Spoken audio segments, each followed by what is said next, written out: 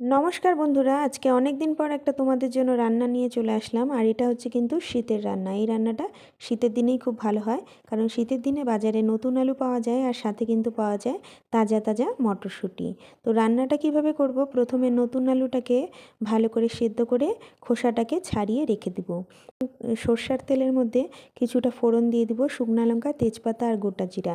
ফোড়ন দিয়ে এর মধ্যে আমি একটা আগে থেকেই তৈরি করে রাখা মশলা, যেটার মধ্যে আছে আদা, জিরা, কাঁচা লঙ্কা বাটা, শুকনো লঙ্কার গুঁড়া আর সাথে কিছুটা ধনিয়ার গুঁড়া দিয়ে মশলাটাকে খুব ভালো করে কষে নেব। মশলাটা কষে তেল ছেড়ে আসলে এর মধ্যে কিন্তু আমি আগে থেকে সেদ্ধ করে রাখা যে আলুটা সেটা দিয়ে দিব। দিয়ে এর মধ্যে হলুদ আর লবণ দিয়ে এটাকে আবার খুব ভালো করে কষাবো। আর এর সাথে কিন্তু আমি বেশ কিছুটা মটরশুঁটি ছুলে রেখেছিলাম, সেটাও দিয়ে দিব। আর দিয়ে দিব আগে থেকে খুব ভালো করে ধুয়ে জল ঝরিয়ে রাখা চাল। দেখো আমার চালটা দেখতেই পাবা, এটা কিন্তু গোবিন্দভোগ চাল। আমি ভালো করে ধুয়ে জল ঝরিয়ে একদম শুকনো শুকনো করে রেখেছি। এবার এটা দিয়ে আর একটু ভাজা ভাজা করব। ভাজা ভাজা হয়ে গেলে এর মধ্যে কিন্তু আমি জল দিয়ে দেবো।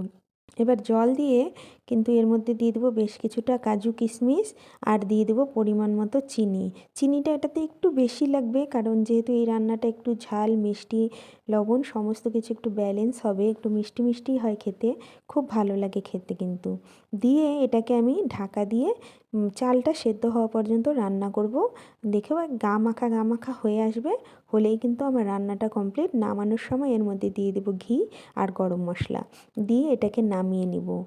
তোমরা এই রান্নাটা কে কে খেয়েছো তা অবশ্যই কমেন্ট করে জানাবে। আর যারা খাওনি তাদেরকে আমি অবশ্যই বলবো একদিন বাড়িতে অবশ্যই কিন্তু ট্রাই করে দেখো, খুব ভালো হয় খেতে। আমার মেয়ে তো এটা শুধু মুখেই খেয়ে নেয়, ভাতও লাগে না ওর, এটাই খাবে শুধু, এত ভালো লাগে ওর। তো তোমরা অবশ্যই ট্রাই করবে আর আমাকে জানাতে কিন্তু একদম ভুলবে না যে তোমাদের কেমন লাগলো। আজকের মতো এখানেই শেষ করছি, আবার দেখা হবে তোমাদের সাথে। ততক্ষণ ভালো থেকো, সুস্থ থেকো, বাই বাই।